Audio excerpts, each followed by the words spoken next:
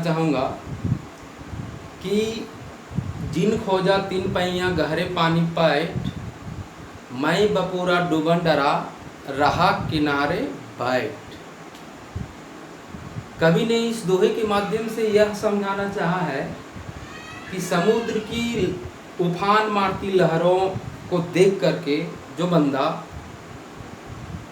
डर गया और किनारे बैठ गया, वो समुद्र में कूदा नहीं, तो जो समुद्र की लहरों को देखकर डरा नहीं, अपनी जान का कोई परवाह नहीं किया और गोता लगा दिया, वही ने कुछ खोज कर लाएगा। कहने का कवि का ये है कि आप किसी दूसरे परिस्थितियों समस्याओं पर अपना दोष नहीं दे करके उस पर दोष लगा करके आप सामने बैठ जाएंगे तो जिंदगी में आपको कुछ हासिल होने वाला नहीं है। कि जिन खोजा तीन पैया गहरे पानी पाए, मैं बपूरा डूबन डरा रहा किनारे बैठ। तो आप भी आज से किनारे मत बैठिए, गोता लगाइए, खोजिए, ढूंढिए, संघर्ष करिए, मेहनत करिए और अपने जीवन में सफलता पाइए।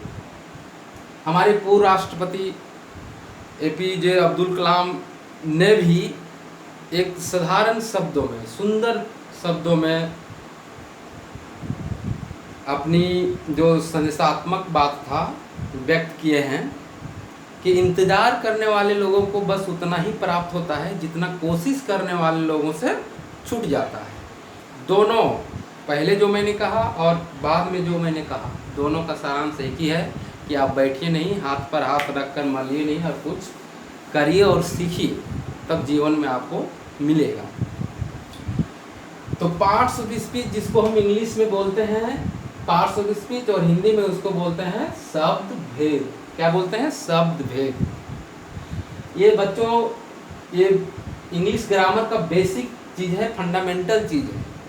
इंग्लिश जानने के पहले आपको पार्ट्स ऑफ स्पीच जानना जरूरी है कि if you want to learn English, if you want to speak English, if you want to write English, if you want to understand English, if you want to speak English fluently, then at first you have to learn by heart parts of the speech, because parts of the speech is the fundamental parts of English literature.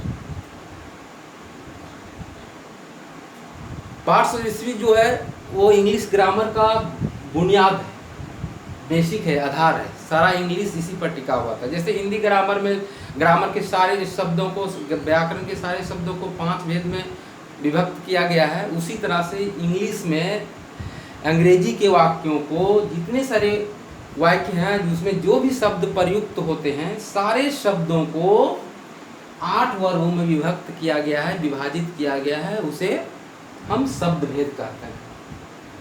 English में हम कह सकते हैं कि all the words of an English sentence have been divided into 8 parts is called parts of speech.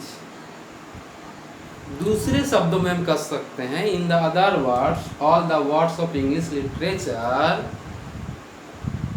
Are divided into 8 parts is called parts of speech. अंग्रेजी साहित्य के सारे शब्दों को 8 भागों में बांटा गया है, जिन्हें हम पार्ट्स ऑफ स्पीच कहते हैं। क्या कहते हैं? पार्ट्स ऑफ स्पीच कहते हैं। और वो पार्ट्स ऑफ स्पीच का पहला नाम है, क्या है बच्चों? नाउन। आप बहुत कुछ पहले से जानते होंगे, मैं आशा रखता हूँ कि इसमें बहुत सारी आपको आसानी होगी फिर से रिमाइंड करने के लिए। नाउन मतलब संज्ञा, फर्स्ट। सेकेंड नंबर है प्रोनाउन, सर्वनाम। थर्ड नंबर है एडजेक्टिव। फोर्थ नंबर है वर्ब, क्रिया। 5 नंबर है एडवर्ब, क्रिया विशेषण। 6 नंबर है प्रीपोजिशन, संबंध सूचक शब्द या अव्यय। 7th में आता है कंजंक्शन संयोजक, 8 में है, 8वां नंबर है और अंतिम में है इंटरजेक्शन, विस्मयादिबोधक शब्द या विस्मयादिबोधक अव्यय। तो अब सवाल आता है कि हम ये जो 8 पार्ट्स में बांटा गया है सारे शब्दों को किस आधार पर बांटा गया है। कोई पूछे कि किस आधार पर इसको हम बांटें, 8 भागों में ही किस आधार पर बांटें, तो वाक्यों में जो शब्दों का यूजेज है, प्रयोग है, और जो स्ट्रक्चर है, ये दो ही आधार के आधार पर सारे शब्दों को 8 भागों में विभक्त किया गया है। किस आधार पर? Usages in the sentence and structure of the sentence.